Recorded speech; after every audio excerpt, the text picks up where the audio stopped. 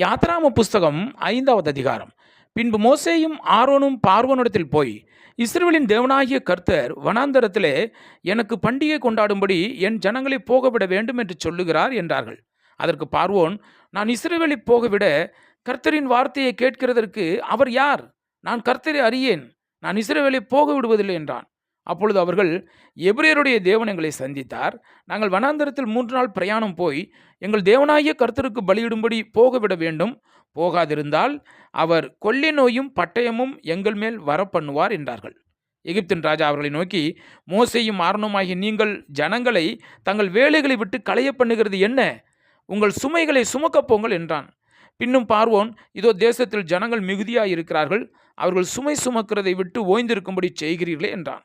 அன்றியும் அந்நாளிலே பார்வோன் ஜனங்களின் ஆலோட்டிகளையும் அவர்கள் தலைவர்களையும் நோக்கி, செங்கல் வேலைக்கு நீங்கள் முன்போல இனி ஜனங்களுக்கு வைக்கோல் கொடுக்க வேண்டாம். அவர்கள் தாங்களே போய் தங்களுக்கு வைக்கோல் சேர்க்கட்டும்.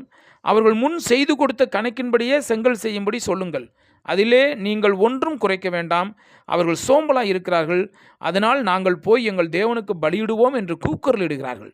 அந்த மனிதர் மேல் முன்னிலும் அதிக வேலையை சுமத்துங்கள், அதில் அவர்கள் கஷ்டப்படட்டும், வீண் வார்த்தைகளுக்கு அவர்கள் செவி கூட விடாதிருங்கள் என்று கட்டளையிட்டான்.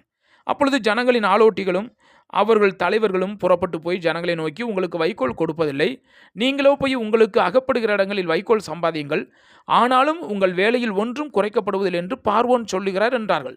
அப்பொழுது வைக்கோலுக்கு பதிலாக தாளடிகளை சேர்க்கும்படி ஜனங்கள் எகிப்து தேசம் எங்கும் சிதறி போனார்கள். ஆலோட்டிகள் அவர்களை நோக்கி, வைக்கோல் இருந்த நாளில் செய்தபடியே உங்கள் வேலைகளை ஒவ்வொரு நாளிலும் செய்து முடியுங்கள் என்று சொல்லி அவர்களை துரிதப்படுத்தினார்கள். பார்வோனுடைய ஆலோட்டிகள் இஸ்ரவேல் புத்திரர் மேல் வைத்த அவர்களுடைய தலைவர்களை நோக்கி, செங்கல் வேலையில் நீங்கள் முன் செய்தது போல நேற்றும் இன்றும் ஏன் செய்யவில்லை என்று கேட்டு அவர்களை அடித்தார்கள்.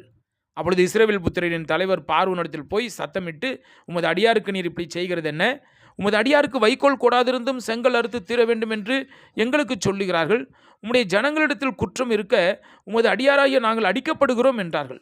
அதற்கு அவன், நீங்கள் சோம்பலாய் இருக்கிறீர்கள், அதனால்தான் போக வேண்டும், கர்த்தருக்கு பலியிட வேண்டும் என்கிறீர்கள். போய் வேலை செய்யுங்கள். உங்களுக்கு வைக்கோல் கொடுக்கப்படுவதில்லை, ஆனாலும் கணக்கின்படியே நீங்கள் செங்கலை ஒப்புவிக்க வேண்டும் என்றான். நீங்கள் ஒவ்வொரு நாளிலும் அறுத்து தீர வேண்டிய செங்கலிலே ஒன்றும் குறைக்கப்படாது என்று சொல்லப்பட்டதினாலே இஸ்ரவேல் புத்திரரின் தலைவர் தங்களுக்கு இக்கட்டு வந்தது என்று கண்டார்கள்.